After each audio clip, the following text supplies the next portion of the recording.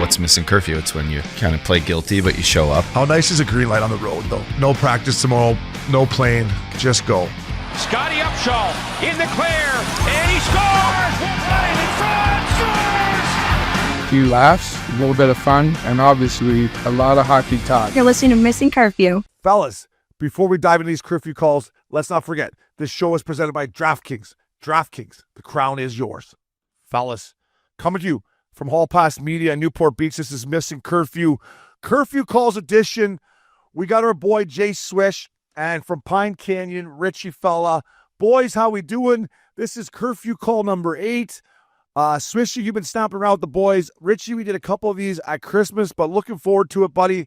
Little locker room feel. Get to know our beauty fans. I love these curfew calls, Swishy. They're the best. I say it every time, Obi. A couple of weeks ago, I called in from a Hooters just outside of, I believe it was Clearwater. Yep. So I called in from a Hooters. Listen, I love hearing from the people. I love when these guys come in, they're drunk after the bar, they call in, they say what they want to say. So it's just a way to connect with people. And, you know, there's just a lot of cool Missin Curfew fans out there. So shoot from the hip, say whatever the fuck you want. It's the best, man. I love it, Swishy. No, it's a perfect way to exactly what you said. Meet the fans, get to know them a little bit. And I would love just to have a drunk guy. Drunk is a skunk calling in, chirping us. I'd love that.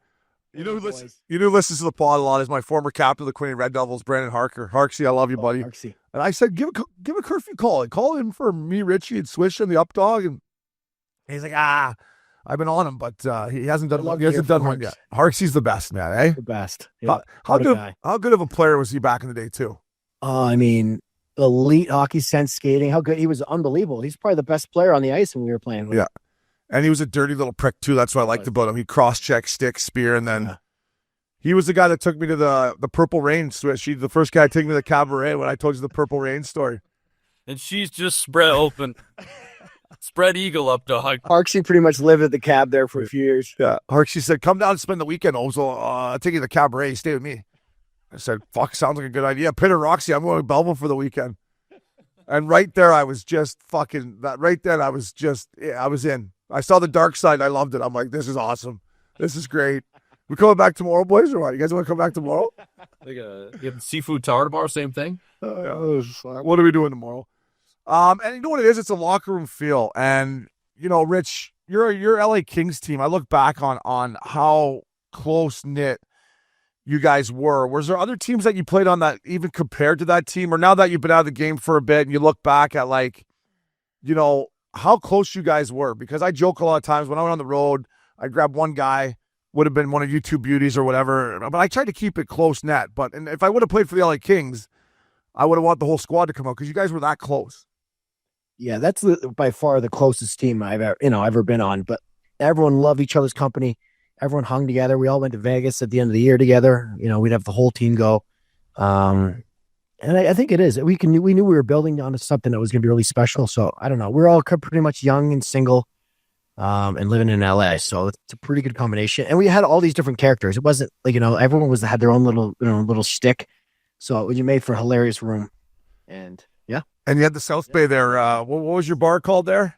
Oh, North End Bar and Grill. North End Captain Bar Ron. and Grill.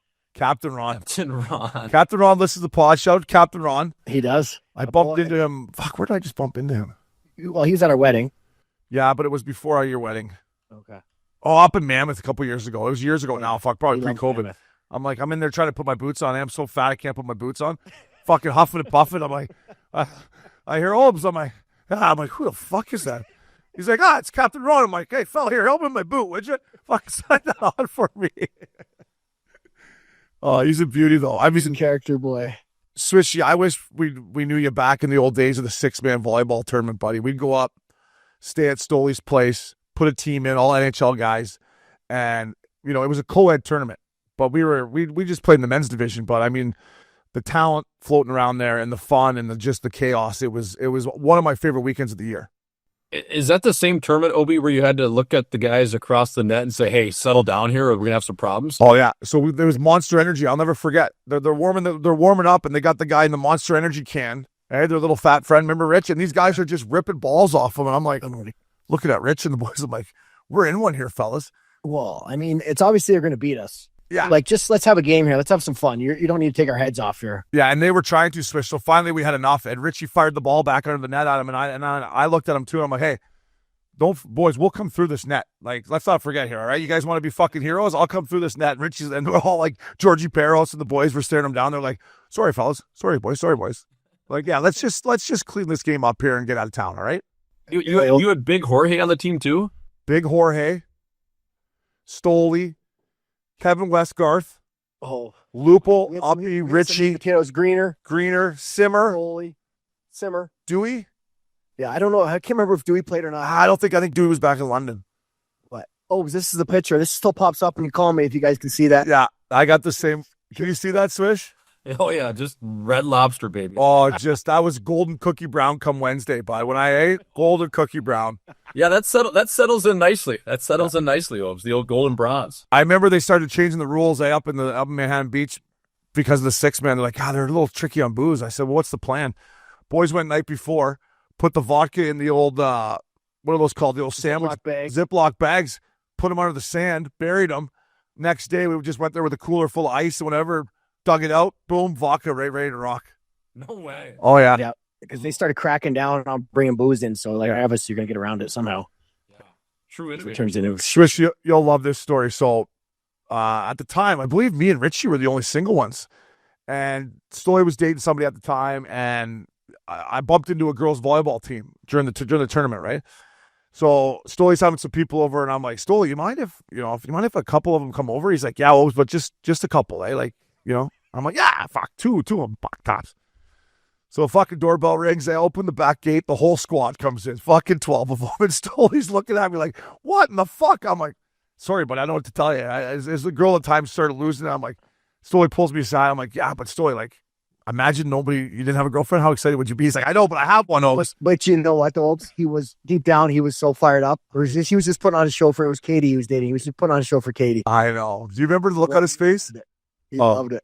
It was great. Swishy, just the whole squad comes in, all 10 of them, right through the. Everyone's girlfriend's looking at him like, what is going on here? Off in the tub, fella. Let's go. Tubbs at. Tubbs at 102. Tubbs. O'Brien just a couple short of a baker's dozen, eh? Just filing them in, eh? File them in. Mike, I just looked up. I'm like, I'm sorry, Stoley. I didn't mean to get you in trouble. And Katie was not thrilled with me. She gave me the old up and down. She's like, who the fuck do you think you are? I'm like, I don't know. Just trying to have a good time here. Calm down. Hey? Would you say, fellas, it's Obes? Yeah, fellas, Obes. It's the 6-man.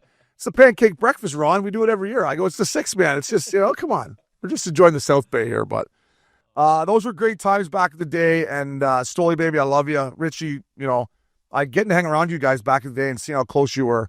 Yeah, that's what I wanted to ask. Swishy, was when you look back on your career, what team to you had that closest feel? Was it college or and pro? When you look back, what locker room be like, wow, we were lucky to have that group of guys in there?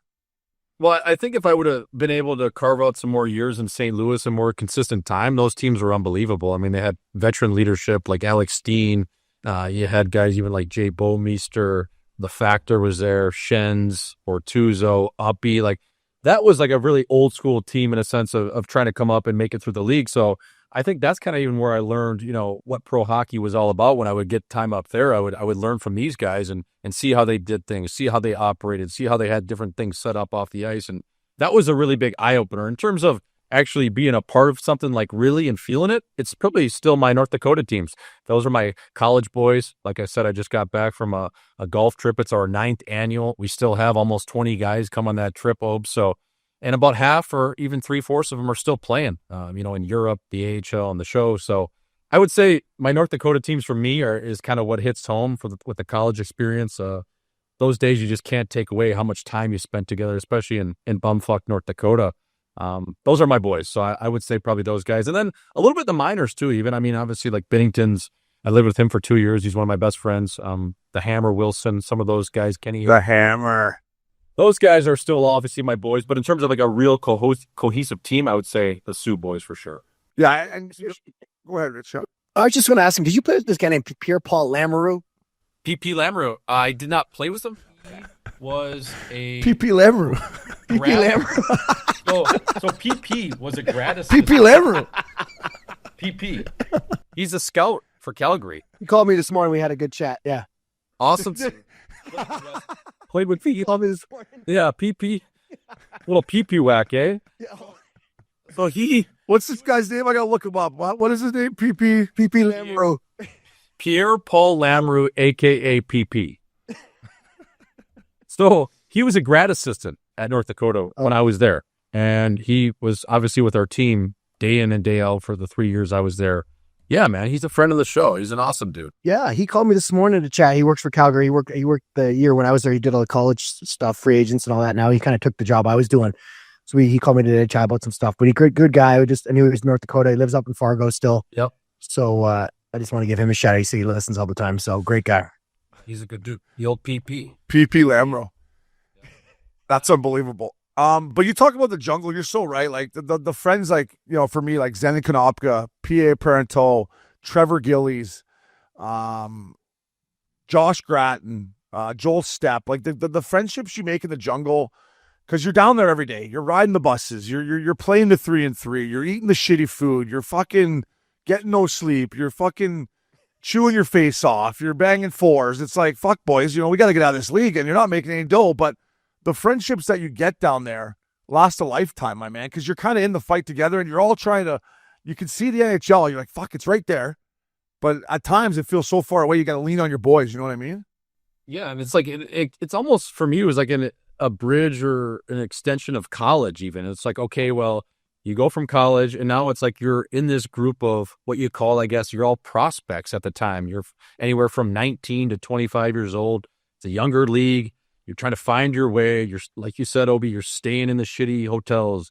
You're living in the apartment complexes together. You're driving to the rink together. It's those times of, like, you know, trying to find yourself, and you're on this little shitty tour bus going from shitty city to Wilkes-Barre to Binghamton. It's like, are we ever going to get out of this league? But those are those late night bus trips that you bond so well, and you form a relationship that's going to last a lifetime, man, because you've been through the fucking fight together. Yeah. And it's also one of those first times you live on your own. You know, you come out of junior, you've never lived on your own. At least for me, I was like, holy shit, you gotta make your own meals. You gotta, gotta get your own shit tickets. Hey, we're gonna toilet paper. I didn't know how to even like get a place. Then we got to give them a check. And the first and last months, I'm like, what the fuck are we talking about here? What do you mean? What is this? When's practice? Nice practice tomorrow. Or would someone else do it for me? You know what I mean? Yeah. But that's a great time, man. You're all, like you said, you're all living in the same complex, and every day there's beers going on, shenanigans, all this shit. Yeah. No responsibilities. No. Yeah, and like you said, you're so young that you don't. I remember Josh Gratton got called up from the coast to Cincy, and he was staying at the hotel, and I'm like, you got to get out of the hotel. He's like, what do you mean? I'm like, just come live with me, because even if you do play well, this team's so cheap that they'll send you down. Like, so we fucking bought an air mattress or a mattress and threw it in our living room for him, and he ended up getting in the first fight with Grant McNeil. Remember that tough guy from Florida that went like toe to toe with Worrell? Well, Josh Gratton, the first fight, like, broke his jaw. And anyways, but that's the first thing I thought. Like, you got to get out of the hotel room. And he lived on our fucking air mattress for the whole year, and we loved it. Like, it was just like, think about that. A guy lived on an air mattress playing in the American League. Like, didn't even have his own bathroom. He was just like, I'm like, I might go ahead and use my shower. Grats, it's open now, bud. Like, yeah. You know what I mean? 100%. Every Wednesday in the jungle, my third year pro, I was our fifth year pro. I was playing in Toronto. Me and Kenny Agostino used to play a best of 7 beer pong every Wednesday. Then the jungle, obviously, you only play Friday, Saturday, Sunday. So we would leave practice. We call it the King Street Matinee. I lived on the west side of King, he lived on the east side. So we would play home and home every other week. And we play official rules. We play 3 beers per game. OT was 1 beer. So by the time we were walking out of some of those series that would go to overtime, maybe to game 6 or 7, we'd get out of there. We were just fucking pinned. And we'd go for like an early dinner at like 5 o'clock somewhere on King. We'd shut it down, wake up in the morning, sauna, grind it out at practice, and then take us dirt all day on Thursday, a dirt nap. And for Friday, we're ready for the game. But those are like things you can't do in the NHL level, right? No, exactly. And you're playing so much in the NHL. The thing about the jungle, you play your Friday, Saturday, Sunday, and then you don't play again until Friday. Yeah, you got to get your practices in, but it's not like in the show where you got the Kings Tuesday, Ducks Thursday, and then you go up to San Jose for a beatdown Saturday. It's like we got all week here to, get our bodies back. And when you're young, recovery was fuck. I mean, I never got sore. Yeah, I was like, let's go get drunk and exactly sleep her off. Yeah. I just remember my one year, me and Sheldon Brook, shout out to Billy Brookbank. The old Ducks were always a little late paying us, eh? Like and you know, in the jungle, like you're living paycheck to paycheck. And at the old Cincinnati Gardens, we used to have a buzzer. We'd have to buzz in, and they'd have to let us in. So anytime our paychecks were like, usually they buzz in, you're like, Shane O'Brien, whatever. Anytime we were late, they'd buzz. We're like, yeah, can we help you? We're like, paychecks, fucking paychecks. You know, hey, where are the paychecks for the boys? Like we're on food stamps here, fellas. So, but down in the jungle was unbelievable. Boys, before we get into the curfew calls, you know, this is going to come out probably near the end of August, give or take. And I wanted to talk to you boys about gearing up and getting ready to go to camp. Like, what was, you know, this time of year, put yourself back playing, end of August, Labor Day right around the corner, then you're going to go back to report to camp. What was the last couple of things you were working on? For me personally, I was always trying to cut weight. I was trying to get down to, you know, under 235, get my body fat to somehow 10%. Like I was just doing extra runs, extra bike rides, not eating. Like that was what I was really focusing on. And obviously, you know, my game as well. But Richie, we'll start with you because I worked out with you. I know how hard you train. What was it as your career went on, maybe that this time of year before you headed to camp, you were focusing the most on? Well, to be honest, probably my last 10 years, what I would do is I'd probably rent the ice maybe 5, 6, 7 times just by myself. And I would literally just go out and bag myself. I would do mountains. I do laps. I do every kind of bag skate you could think of. And then obviously I do some skill work, hand stuff, shooting pucks. But I literally would, you know, that's what I would do. I rent, but just go bag myself. If I like Daryl Sutter had a skate that we do every training camp. It was like our bag skate after every practice. So I'd do that. I'd make sure I was really good at that. Like if I had torts, that fitness testing, obviously you've done it, Obes. I would literally get on the treadmill and do the exact fitness test you had to do, the 2 mile, and see, I'll make sure I was in the right time. I do the skate test that Torts made us do. You've done it before, the 15 lap skate test, and obviously we dread doing it, but I didn't want to let Torts down or look like a fucking idiot and, you know, collapse on the ice or something. So I'd always go through the fitness testing, especially for Torts and some of the skates we're going to do, and just get them done and have them in your head and feel good, confident going in. But that's kind of what I did. You know, so obviously you guys were making fun of it before we came on. I would do some face-off work. Fucking asshole. Grab a bucket of pucks. Hey, grab those 50 pucks over here. Let's do some face-offs here. First one to 40 wins. Go. No, and a bunch of times too, if I rented the ice and it was back home or something in Canada, my dad would come on and, you know, I have someone to pass to, or he passed to me or whatever. But I just like getting out by myself and feeling like I was in really good skating shape.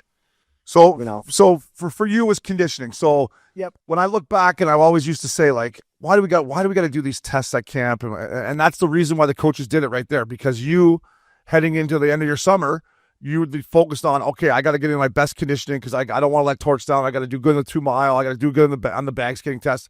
So you thought as long as you were in shape, once camp came, you knew your tools would be fine. Yeah, and obviously, when I rent the ice, I'd work on hands, I work on little things. But like, you know, you get into those skates before, you know, you're playing games, and so I get into that. I knew that stuff would come back, and all your timing and all that stuff, it just comes back just by the reps you're getting on the ice. So for me, it was just make sure I'm in the best shape I can be as far as skating wise, and just like I felt like I had good legs, and I didn't get tired, and you know I could do all that stuff. So, and same with Rick Talkett had his skate test we had to do all the time, all these stops and stuff, and you had to do it in a certain time. So I would just get someone to time me, and I do it. I mean, it wasn't that big a deal, but it sucked doing it. But also, I felt pretty confident going into camp that I was going to be one of the top performers in those tests.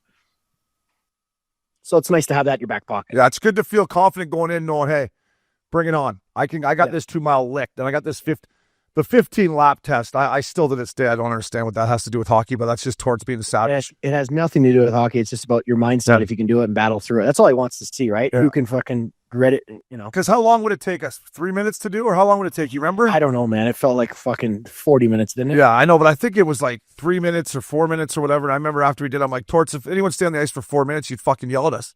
So why do you know, like, I'm just trying to give him a little shot, eh? Little shot there, Torts. I mean, crazy fast. 2 mile run, that 2 mile run. 2 mile run. What the fuck? I know, but when am I doing a 2 mile run? Like, some guys just can't run. Like, no. Bobby Lou could barely get around the track. Yeah, I mean, we did a 2 mile run in Tampa. I've told this story before, but about 110 degrees, 2 o'clock in the afternoon, we're running 3 mile. Vinny LeCavier is making 10 bananas. He's running the 3 mile. I'm like, fuck it. What if he pulls a hammy or tears his Achilles here? Fuck, we think? I'd be like, Vinny, you're good, bud. You're good. Just take it easy. Oh. You know who the best was? You'll never would have thought it too. Nick Tarnasky. He won the 2 mile run. Shut up. Yeah, and he fucking tarp off, big Alberta fucker, and he was motoring. He fucking, I go, you might be in the wrong spot here, Torno. You might have to go fucking try out the running team. Well, it was, who do you think won it in Vancouver? Sedines. There you go. Easily. Yeah. They fucking blew everyone away. Yeah, you ever do that gross grind when you're in Vancouver? Yeah. Oh, yeah. Yeah, those guys would do it in like 35 minutes. They did it back to back, too. They'd go up, come down, and do it again. I'm like, are you guys fucking out of your mind? Guys just don't want to have a beer up top? Grab a blue light, boys. Fuck. let's enjoy the view. Where's lunch? Cacti Club? We want to go. Chili chicken. Swishy, what about you, buddy? And Richie, honestly, I talk about it all the time. You pushed me more than anyone, and that's how you were. You were always doing the extra. I didn't know you were renting the ice by yourself, though, you crazy bastard. I didn't know that. This is the league, baby. Yeah, I didn't know you were doing that. But what about you, Swishy? Yeah, I would do a little bit of that too, just to get my feet. I think the biggest thing for me was conditioning and then just making sure my feet, the money makers, were buzzing ovs. But around this time of year, just before Labor Day, I would always organize a pro camp back up at school in North Dakota. And actually, Greener and Stoli Babe came one year. And it was like a week-long pro week where we'd have, my brother would be in town, Besser, we'd have Forber, we'd have probably 15 guys, Tucker Poolman, Stetch, all these guys will come up there. And it was a really good skate. So we would skate in the morning. We would do like a skill skate where we'd have half the guys on the defensive end and then obviously the forwards at the other end where we'd do like an hour of skills. And then we'd work out, we'd come back, and we'd do a scrimmage at night. We usually play the team. So getting those 2-a-days in along with our workouts really got me into the mindset of, okay, well, I'm probably going to be heading to camp right around Labor Day. So let's get, 8 to 10 skates in over the next 5 days. Let's get the competitive juices flowing and let's have some fun. Let's play some golf at night. So that was my biggest thing, Obi, it was kind of when I went up to Grand Forks every summer and we did that pro camp. That's when I knew I was like, all right, let's get dialed in here. Before that, obviously you'd just be skating, 3-4 times a week. But once I got up there, I was like, okay, let's flip the switch here. We're going to skate a bunch. We're going to put the body up against the wall. We were all young at the time, so you could skate twice a day. But I just remember that year that Stoli and Greener came up. I think it was Greener's last year, and I think it might have been Stoli's last year too, but they were shutting down the bar, and then Stoli, every morning at like 6:50, because it was an early skate, he'd be the first guy out there, and just like Richie, he'd bring some of the younger guys in, especially a guy like my brother who wasn't great in the dot, and he'd just be snapping them back with that old Drury curve, that paddle. Stoli's fucking nose right over the circle, just winning every face-off on these poor kids. Whacking and whacking. Yeah, oh yeah, just like catching guys up high, winning every draw. It was unbelievable, but that was probably the coolest pro camp we had. I think I did it for 6 years, 7 years. But though when those guys came up there, Greener and Stoli Babe, they really showed us the veteran way. Yeah, I'm with you too, Richie. Did you ever go to Waterloo with me? What was the company that started the BlackBerry? What were they called? Fuck. Yeah, I know exactly what you're talking about. Motorola, what do you say? No, who invented the BlackBerry? Casey, can you try to look that up for me? Because it was that's the ice surface we went to. It doesn't really matter, but You dragged me up there one year. yeah, just to your point, I used to go. My old financial guy, Octagon Sports, Rob Hooper, would let me stay at his house, and there's a lot of pro guys, and I would go there and skate. And much like you, Swishy, once I got done that skate, I would leave there being like, okay, I'm ready. Let's go. I'm in shape. I just went through a week of 2-a-day skates, working out. I'm ready against all the other guys that were my same age, going to the camps to do the same thing as me, trying to make the league or playing the American League. So those pro camps right before, you leave for the real camp, those help big time, Swish. I think the biggest thing for those Obes too is you get done with those and Rim Park. Sorry. Blackberry Rim Park is where the skate was. Sorry, Swishy. Go ahead. Rim Park. I was just going to say, Obes, like after those skates and especially after the weekend, your body is so sore. And for me, it was always my lower back, but you knew you could handle it, right? So it gave you confidence of, okay, like, yeah, the first skate at training camp is going to be really hard. Yeah, the first preseason game might not be perfect, but I just put my body through 10 skates 5 days. I'm good. Yeah. No, exactly. And before we take our first curfew call, another thing just to tie this in was, when you're a younger guy, you show up to camp whenever they tell you to, right? But then you make the league, and as you get going, guys get to camp at certain times. And for me, it was always after Labor Day I would go.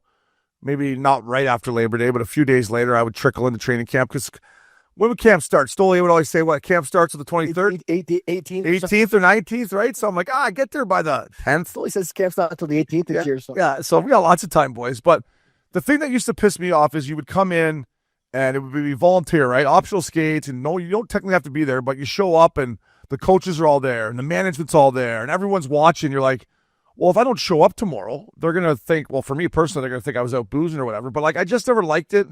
Swishy, how when you showed up early for camp, it felt like your evaluation was already starting kind of, Well, yeah, and especially if you're not a guy that has a solidified roster spot. If you're not a veteran, if you're a younger player, if you're a guy in a two-way contract or a lower one-way where you could easily be booted out of there, you're showing up. They tell you to get there like around Labor Day, maybe even at the end of August, and then nobody talks to you. They're just like, all right, well, okay, now my evaluation process starts. Everyone's judging me on the ice. Everyone's judging me in the weight room. Yeah. It's always like, the eyes are now on you where you put yourself almost in a more stressful environment. Now, listen, if you're a guy making $10 million, you don't give a shit. But if you're one of the guys lower on the totem pole or on the outside looking in, it's like, okay, every day matters. And it just feels like this is camp now. So, Obes, I'm with you. I wish I would have been a good enough player to just show up like 2 or 3 days before. But when they got you by the balls like that, like, it's like, what do? You got to go. Yeah. Well, I think, that was always tough. When I was younger, I always felt that pressure. You got to get in there because if you're the last guy there, they're like, "Why the fuck? Where's Richie? Yeah. Look, he's in care this year. He doesn't want to be part of the group." Exactly. So I didn't feel that as an old as I got into my career, and I always I lived in Arizona, so I trained with the team every day. I didn't feel the pressure. LA, most of us trained there all summer, so we didn't feel that as much. But in my younger days, I certainly felt that. I felt like, oh, the GM's watching. I don't want to make a bad pass. The coach is watching, or whatever it is. Am I gonna, So I definitely feel the pain there. But as I got older, I didn't give, you start not really caring what the coach thinks or whatever, but you're just having fun. But there's definitely some pressure there when you're young. Yeah, and it depends on the coach, but like certain coaches before the season actually started, like, stay away, don't be watching. Then there'd be scouts up there watching. The assistant GM would poke his head in, and while you're like, you look up, you're like, fuck off. Like, but it's also, those guys shouldn't be watching. No, they shouldn't be. Go do something else. Because better to do? I don't care what they say. They're watching, and something that they see that they don't like or something, it's going to stick with them. It's human nature. They can say all they want. Oh, we're not really watching. Well, then what the fuck? Go play golf. Yeah. No, they're definitely watching. They're going to be like, oh, look, he doesn't look he's missing that pass. His skills don't look as good. His skating's not as good. Oh, he's late. Yeah. Fuck, his eyes are red. Guy smells like a brewery. He left the ice first. Like, Yeah. No, He didn't be watching. He didn't do the back skate. He left early. Right? Exactly. Ducked out. Okay. Yeah, I got a tea time. Yeah, sorry, boys. Hey? Yeah. Kessel, he skated for 20 minutes and left. Yeah, well, if you're Phil the Thrill, you can get away with that. That's the type of guy Swishy's talking about there. You can get away with that. The last thing, talking about our old buddy Torts, I'll never forget the 1 year he's like, you better come into camp under fucking 2:30. I'm like, it's going to be hard for me, Torts. So I weighed in at 228, got down to 228 or 229, and that night I just went home and had a nice steak or whatever. Next day I weighed in, I can't remember if it was 233 or 234. Down Torts comes. He's like, what in the fuck is going on? I'm like, Torts, all I did was eat. I just had dinner, man. Like, I don't know what to tell you. Like, I didn't go out on a fucking booze trip. I just went and had a steak and maybe some taters. I was starving myself for the whole last 2 months of summer, 2 weeks of summer, sorry. So, Hey, Olds, I golfed with an old buddy. Oh, not an old buddy of yours, but I golfed with Chuck Fletcher. Chucky. A few days ago, he came up and we did golfed and had dinner and some drinks, and we got talking about you. And he said I think he had you in like Cincinnati, Anaheim. Yeah, he was the assistant GM for the Ducks, and our GM down in Cincinnati. Yeah, and he said every year we just crossed our fingers. He was in shape, and we were like, oh no, Fat Club again for O'Brien. Yeah, I was in shape too, but me being in shape was still Fat Club. I was like, fuck, boys, I don't know what to tell you. I know this is peak. This is my peak performance. He said he loved you though, by the way. Yeah, he did love me, but I'll never forget one summer camp. The summer camp they used to bring us out here for 2 weeks. And we didn't even skate. Just worked out. It was crazy. They give us these 2 white vans to bomb around in. Like the fact that they let us do this was crazy. And summer camp wrapped, and I remember we're walking in. I got a fucking foot-long Subway and fucking 24 beers. And I'm walking in, and out come fucking Cliff Fletcher and Bob Murray. I'm like, oh, boys. And Bob Murray's like, well, at least you're eating healthy. I'm like, fuck, it's a meatball sub, bro. I hate that pizza sub. I hate that healthy fella. There's extra cheese on that bad boy. They ain't too healthy. So, Obes, what was your, when you were going to camp, what was your body fat be, like 10? Yeah, I was always under. I was definitely always under like 12. I was 10 or 11. Yeah, that's not bad then. Yeah, I was always 230. Like, that's not bad. I come in usually throughout my playing career. I'd usually weigh in at training camp like 230, 6'2", 233, and then I'd bribe the guy to get me down to 230. I'd say, "What do you need, fellas? Just write 230 on that sheet. You want tickets? What do you want?" That is an absolute unit. Yeah. And then my body fat was like 10 or 11%. Yeah, but you think about this, Obes. How often did you get hurt though? Never. That's what I mean. All these guys that get down 4 or 5%, I always thought they got hurt. The big boys that had a little meat on the bones, you like a Shane Doan, like Dustin Brown didn't miss a lot of games. Like Kopitar doesn't miss a lot of games. Dowdy doesn't miss a lot of games. They stay healthy. Yeah. I used to argue with the coaches, like, what were these guys that come in at 215 pounds and then by Christmas they're 202 and they're getting pushed off every puck? How come they're not getting any shit? You know what I mean? Like, they should have to keep their weight on. Yeah. Just because I put a few on here, boys, eh? Okay. Hey, Shane, you can't pull fat. Yeah. I used to say that. You can't pull fat. I used to say, you can't pull an ab if you don't have any, Rich. That's what I used to say. But I said that to my agent, my old former agent, Larry Kelly, that fucker. I said one year, I'm probably 4 or 5 years through my career, and I didn't have an offer at July 1st, and I hadn't missed any games to injury. And I said that, Rich. I go, does it not matter that besides healthy scratches, I'm ready to play every single night? Like these other guys that play 40 games were getting 4-year tickets. I'm like, does it not matter that I played, 76 games, and I would have played all 82 if I didn't, get that 6 or 7 health bombs? Yeah. Well, I think it matters, and I don't think it's a difference between you could always keep up and you're skating well, and weren't. I in my opinion, watching you play and skating with you, was never like holy fuck, O'Brien's in one. You know what I mean? You always kept up, and you're always actually like. I always saw one of the good skaters out there, and you know how to use your body well. You always just said I was in one of the. You're like, fuck, you're skating pretty well. How drunk you were at Little Texas there the other night? Fuck, you're moving pretty good.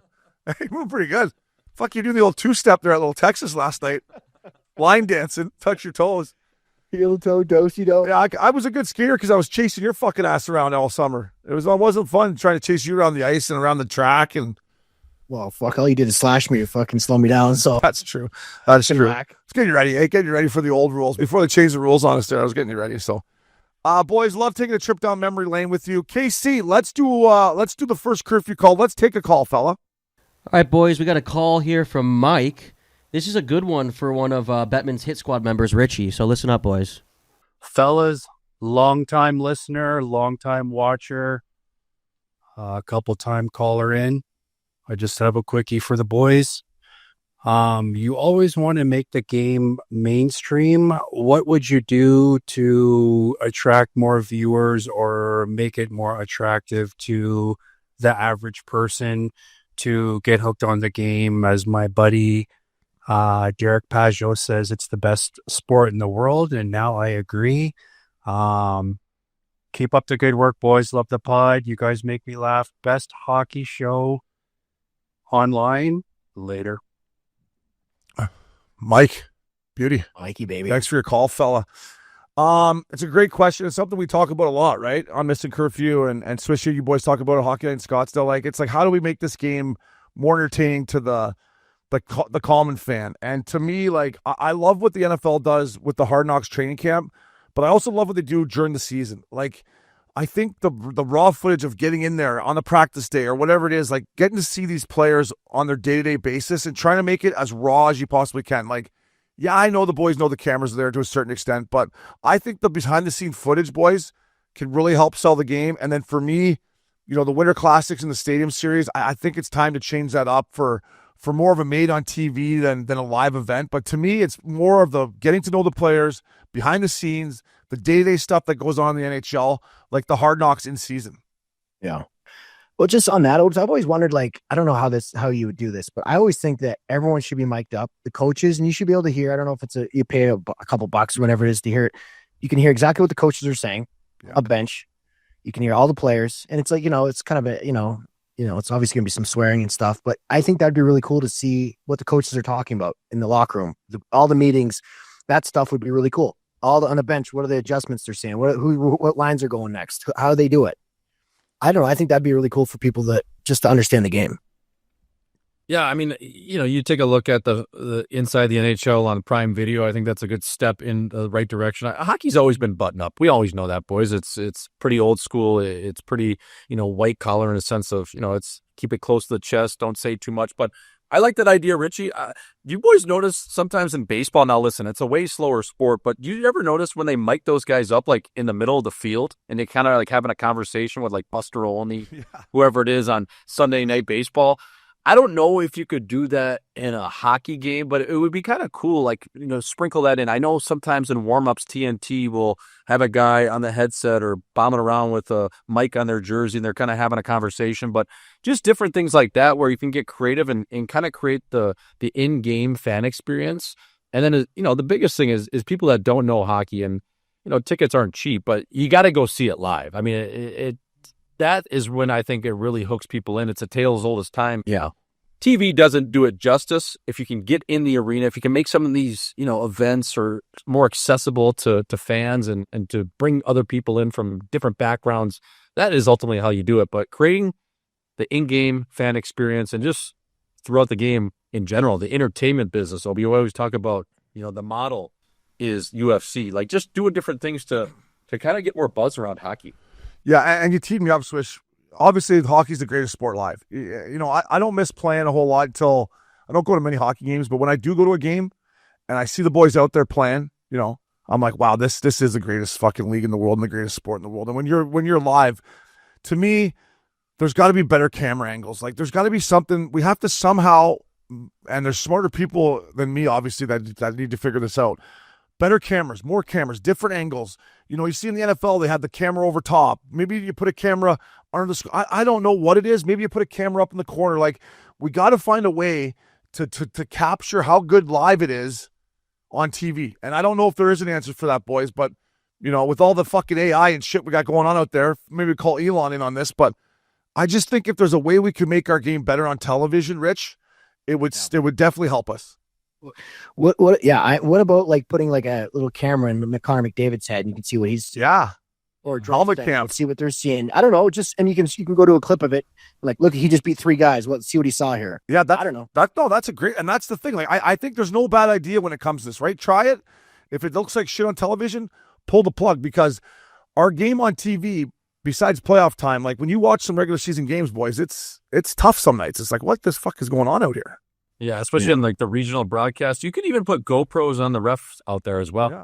Like, so you could see different angles. I mean, there's 4 fucking zebras out there. You could put them on all of those guys, and you could have the linesmen, the referees with GoPros, just different ways to, I don't know, spice it up. Yeah, goalie cam, like on the goalie's bucket, so you can see what's coming at him. Like that might be an option. Like, I just think we need different angles. Like the same old, just fucking the one here, and then the one behind the net. It's just like it just doesn't sell the game enough. And you talk about the players, they are buttoned up, and that is the old mentality of hockey, but the players still got to give more to the media. And I think ESPN and TNT both got to continue to improve and do a better job of selling the game. But as players, you got to sell the game better, Swishy. And for whatever reason, hockey players, we just, after Canada won the 4 Nations, I think the only guy I did an interview was Binner and Coop, their coach. Like, our game couldn't have been any higher at that point. That's when Connor McDavid, Sid, and the boys, you got to get out there and pump it a bit, because everyone was talking about it. And I still to this day think that was a missed opportunity by the NHL and the NHLPA. We didn't, besides the Chuckies, Brady and Maddie were doing their thing, but other than that, we didn't generate enough around the game that we had that opportunity. Why doesn't Spotify offer like the Kachuk brothers to do a podcast and meet once a week, or commit to 2 episodes a month? Yeah. Like, what dollar figure would push them over the line to do that? Would it be, is it $1 million each what they do it for? Or is I don't know. Rich for that? Or? It's funny. Uppy actually brought that up. He's like, we should get them to do that for Missin Curfew. I'm like, I don't think we can afford, hey boys, we'll give you a fucking $100 to do. Like, but I mean, if somebody stepped in, like you said, Spotify or Amazon, and we're like Matt and Brady, and then they have Big Walt on there every now and then. Like, what would the dollar figure for them to be like, okay, we'll do this. Obviously playoffs would be different, but let's run it through the regular season. We'll guarantee you 2 to 3 episodes a month. What would those guys do it for? Would it be $1 million each? Because they could get that easily. Yeah, I'll tell you what. If I was a top player in the NHL, I would have my own platform 100%. If I was Austin Matthews, Nathan McKinnon, go down the list. Drew Dowling. If I was a star player, I would have my own platform nowadays. Jack Hughes, just to say what's going on with me, what I think is going on with my career. Like, I think it's a missed opportunity for guys now that are playing that don't use the era of the podcast or whatever to have your own platform. And you wouldn't have to go on for an hour, boys. You could go on for 15 or 20 minutes. You're going to get the same amount of hits as anyone doing an hour show. Like, you wouldn't have, you know what I mean? Like it wouldn't have to be something that's like you're like committing to like Rogan numbers. Yeah. But we don't want them to take away from our numbers, hey? So, hey, Chucky and the boys here. Just want to keep that. Let's edit this out. It's so big. Hey, Chucky and the boys, take it easy, boys. You guys are making enough. What are you making? 8? Never mind. What's Chucky making? 10? Brady's making 8? You guys are all right. You guys want to do it for free for Missin Curfew? Or? Fine. But in all seriousness, though, like, I don't know how players, Swishy, don't use a platform. Like, as much as I would like to pop Draymond Green in the mouth, like, guy's been a proven winner. He has his own platform, right? The Kelsey brothers, Travis Kelsey, like a lot of NBA, NFL guys, they do that. And I think that's just smart business right now, especially if you got like Austin Matthews playing in Toronto, where there's so much media coverage that you could have once a week where you come out and say exactly what you think's going on with your team, or whatever you want it to be. You know what I mean? Yeah, you don't have to answer to the nerd biscuits like Steve Simmons asking you stupid fucking questions, or jock sniffers asking you what you ate for lunch the next day or the day before. It's like, all right, here's my platform. You can get all your information on here. This is where I speak. Boom. I'll I release. think guys are just a little scared though to speak up, during the season. Yeah, but why, Rich? That's 100% it. And like, why should Austin Matthews? Because you don't want to say anything bad about another team, other players, because you got to still play them. You don't want to say anything about your team that gives insider information away. So what are you going to talk about? You know what I mean? It's tough to talk about the league that you're in and you're currently playing in, and you have to talk about something. Yeah, see, that's where the NBA guys, they don't care. They'll talk about our guys. They'll talk about the other teams. They don't care. Yeah, but that's why I think there's hesitation. That's why I think they're not doing it. Yeah. Well, listen, the old saying of you don't want to give another team some bulletin board material, right? I get that. You don't want to fire these guys up, but like, just your day-to-day stuff, what's going on with you. I don't know. You make a great point, Rich. I don't really have a fucking response to that because like hockey guys in the season are even scared to say if they went golfing or something. Yeah. Right? It's like You know what I mean? So That's crazy, though. That's crazy. yeah, That's crazy. that's what I'm saying. So I think it's just it's that old school mentality. Yeah. We're gentlemen. We're trying to sell the game, though. We're trying to sell I the know. game. I'm with you. Mike, that's a great question, buddy. Thanks for listening. Thanks for calling in. I think cameras, man. We got to get more cameras. Get them all over the place. Cameras everywhere. Players' helmets. Get them on the helmets. Get them on the refs. Get them in the penalty box. I just think we got to sell our game more on TV. But it's a great question. What do we got, KC? Let's do another call in, fella.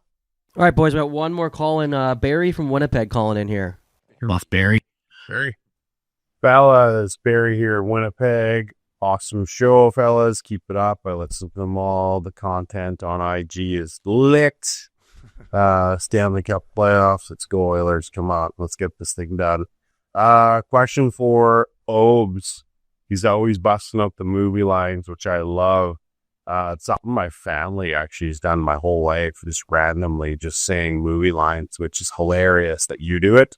I just wonder if that came from anywhere. Just, I really like it. Keep that up. Makes me laugh every time. Have a good day, fellas. Barry from the Peg. Probably watches a lot of flicks, eh? Long winners up there. Long winners. A lot of flicks for Barry. A lot of fucking, it's not called DoorDash up there. Skip the dishes. A lot of skip the dishes and firing on some old school movies. Listen, I mean, it goes back. Me and Richie training together in the summer. We would go over movie quotes all the time when we were training. Entourage quotes. For me, shout out to the franchise Shane Taylor, Steve Cramp, Johnny Wright back in the days. That's just kind of how we did it. And I could remember movie quotes, but you think I could remember a fucking math solution or fucking anything like that? No chance. I'm not a fucking hope in hell, but I could remember a movie quote. So still to this day, nothing makes me laugh more than a good movie quote. Oh, and especially like when you guys were playing or coming up from junior and getting into pro, like that was the era of comedy that you just couldn't touch. The old schools, the Wedding Crashers, Tropic Thunder, Anchorman. I mean, like all the Chris Farley. Panda Watch, Day 48. A watch. Tommy Boy, Water Boy, Tommy want wingy. Dodgeball. Like, are you kidding me? Dodgeball. Like when White Goodman and the Purple Cobra. Dodgeball's he's like, what's he say? Is it necessary? Is it necessary? Is it necessary for me to drink my own urine? No, but it's sterile and I like the taste. Oh. Is it It's a way of necessary? life in the locker room, boys. Like you always find that guy or the group of guys in the locker room that are the movie quote guys. That's the best hang in the locker room as far as I'm concerned. I'm with you, but you're right, Swishy. Our era has had some great comedy movies. Oh, You know, when Vince Vaughn got big as we were kind of coming up, yeah. and his stuff was just, unbelievable. Him, Will Ferrell, these guys, like, Even Owen Wilson. I was just gonna say Owen Wilson, man. Owen Wilson was unbelievable. Yeah, he played the same role in every movie. Yeah. Stacy, sure. Holly, sure. Yeah, Yeah, everyone. pure cocaine. Yeah, that's, by the way, that is pure cocaine. Yeah, I'm sure. Taylor, sure. How about when Starsky fires the gun and then Owen Wilson, Hutch just meshes right in that dance floor. Bay City PD, we got him. I won that. You did. You danced your heart out. I won that. You did, man. You danced your heart out. main man dancing around. Yeah, he's like, this floor's made for dancing. My main man, but I got to give it to my main man, Dancing Rick. But yeah, those movie quotes were unbelievable. And for me and you, Rich, like Trailer Park Boys. Yeah. Like obviously now we're in the era of where we can send the clips and it's a lot easier, but even a Trailer Park clip that you send me or something you say like that instantly makes me laugh. And I think that's what's great about film and good shows. Entourage, I can send you any kind of Entourage clip or say something to you and you absolutely love it. It's just, I guess we were lucky in our era, but it's instant laughter with all the guys I played with that were my closest buddies. Yeah, that's it. Entourage, buddy. We'd sit around that Sunday night, wait for that show to come on every Sunday, wouldn't we? Oh, I love that show. Do you three have maybe like one of your favorite all-time movie quote from each of you? I know that's a tough one. All time. I just got to think here for a second. I don't know. That's a tough one. Swishy, anything off the top of your head? All time. It's just a flesh wound. Yeah. I mean, It's my first Asian. I mean, there's so many good. It just depends on what every movie quote, every situation calls for a different movie quote. That's why I like just going into my bag where I can use it. Like, your buddy says something that, like, you get a shitty gift or something. The painting was a gift, Todd. The painting was a gift, Todd. Right? Or another great line is Old School when she shows up with the six play CD thing, and Vince Vaughn's like, not there, that's a hunk of junk. I stopped selling that 6 months ago, but it's still a nice gesture though. But that's a piece of garbage. Like that scene there is unbelievable. Yeah, we lost so many good men out there. We play for the Yankees. The Yankees, yeah. The trades and unruly fans. I don't want to talk about it. Then he goes in for the makeout. I mean, one of my favorite lines ever. I mean, Old School is such a good movie. Yeah. I mean, when they throw the first party and he's just hung over and fucking Piven comes in, he's like, cheese. Oh, yeah, cheese. Didn't we lock you in a dumpster? He's like, yeah, I got out. They're like, oh, yeah, I got out. I mean, that scene's unbelievable. The early flight home from San Diego. I mean, that's jumps out of your closet like a goddamn magic show. I think what my friend's trying to say is true love is blind. It stops right there and it starts with me. Sorry, I'm not a talker.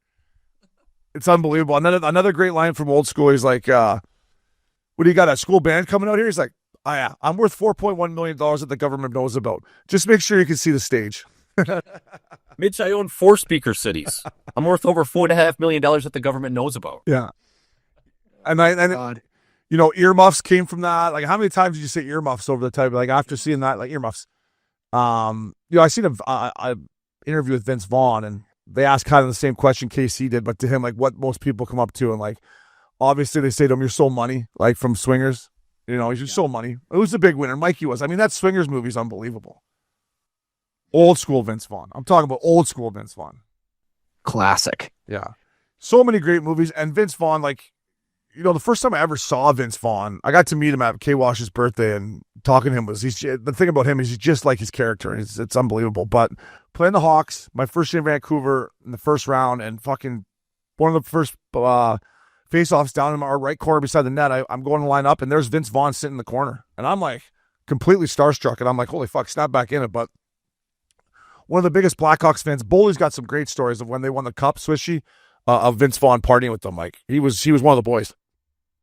Every time I saw him too, and I think I've only like shook his hand maybe one time, but I see him in the distance obviously a couple times. Like, he'd always just have like some shitty grass-stained shoes on too. It was just like he was literally like Peter LaFleur from Edwards Joe's. Another great character.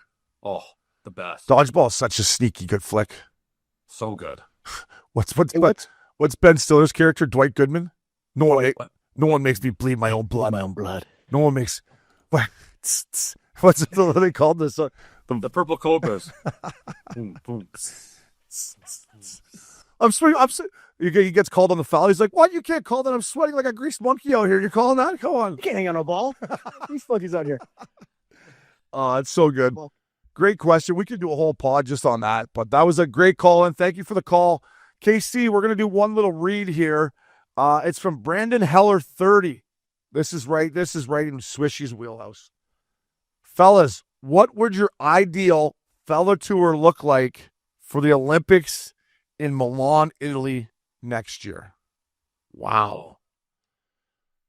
Swishy, what's your... I mean, listen, I would love to go over there with you boys, but like we need some hookups, right? When it comes to the how hard is it to get hooked up there? Like what? I don't want to go over there and just be a pigeon. I just don't want to go GA over the Olympics and have no pull. Yeah, like we need some all access pass into at the Olympic Village, but just to get us some places around. I don't need it in the Village, but I need to get in the games. I need to be able to maneuver around without, any resistance. Yeah.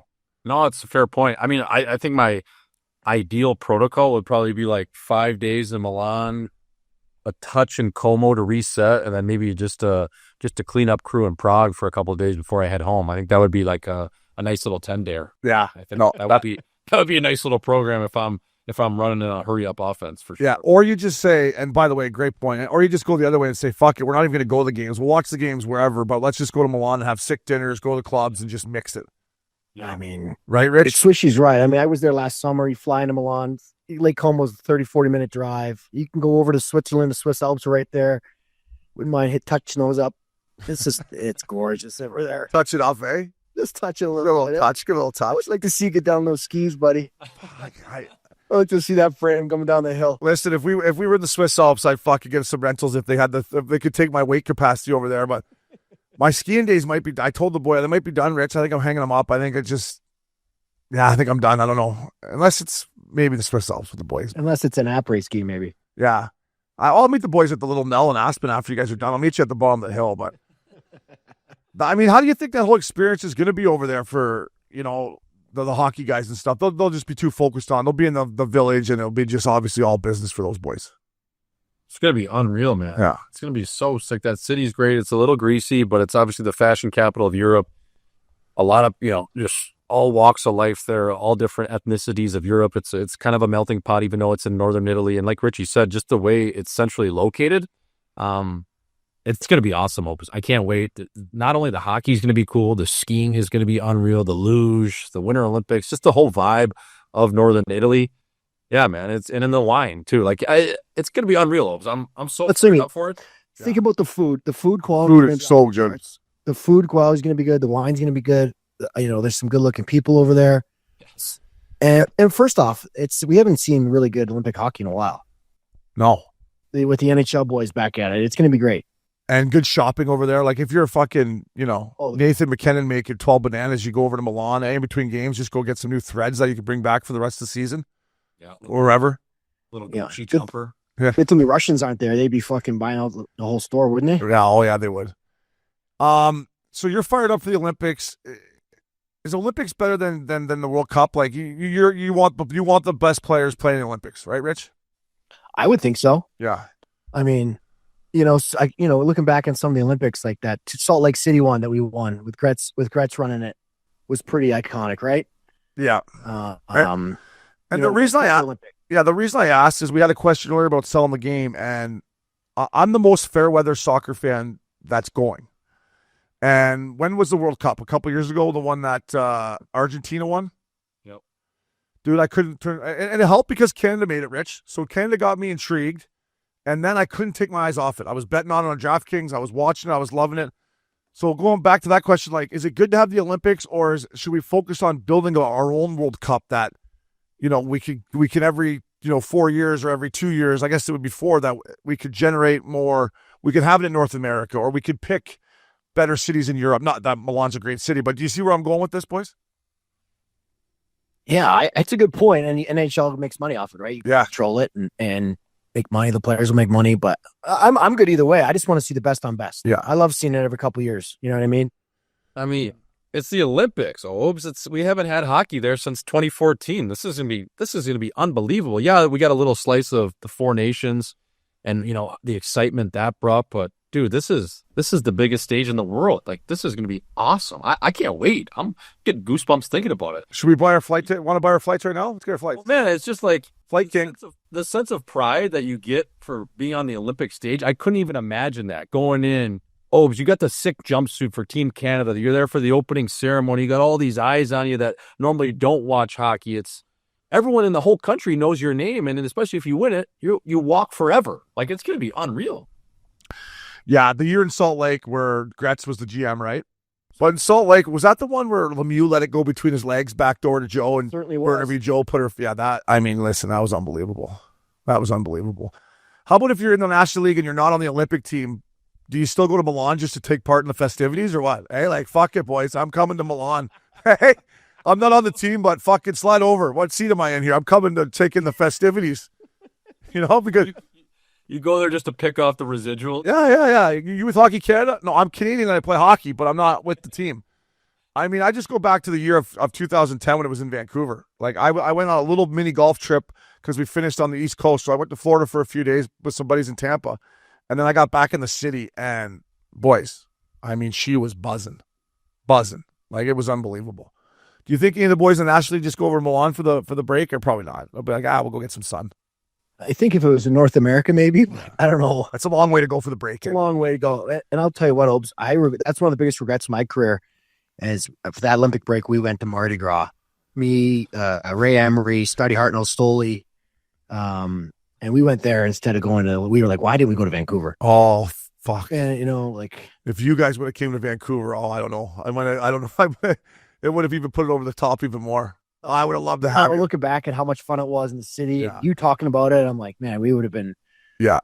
And just how many, and you said it, just how many different nationalities I bumped into throughout the course of that week in the city, right? Like, you met people from all over the place. It was cool to see how important the Olympics are to everyone. And you're right, Swishy. Like, I couldn't imagine, in the opening ceremonies, walking with the Lululemon fucking, opening ceremony outfit on and being like part of team. Like, I can't even fathom that, dude. And like O'Brien, it's 9 p.m. at night and you're in like this Coliseum. You got your sick toque on and you got your shades on. You know what I mean? Like, bro. Yeah.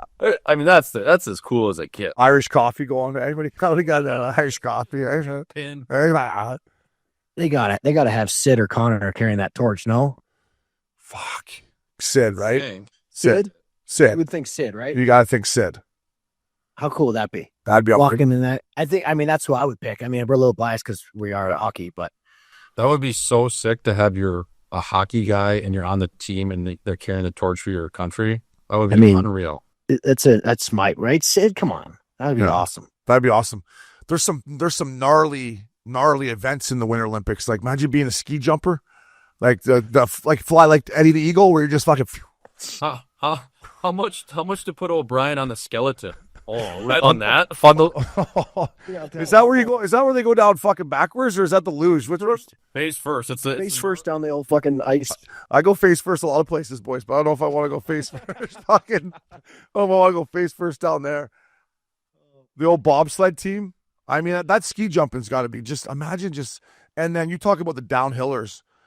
I mean, they're millimeters from fucking. It's crazy. It's unbelievable. Boys, Lindsey Vonn is coming back for it. She is? Yeah. She's got 4 years off. She's back. Wow. Yeah, she's making a return, man. Unbelievable. That is crazy. Yeah, Vonner. Next. Awesome, boys. Richie, J. Swiss, thank you, boys. To everyone that called in, thank you. We really appreciate it. Kyle, Casey Conway, Max, the Ice Pick Pickup. That was Curfew Calls, fellas.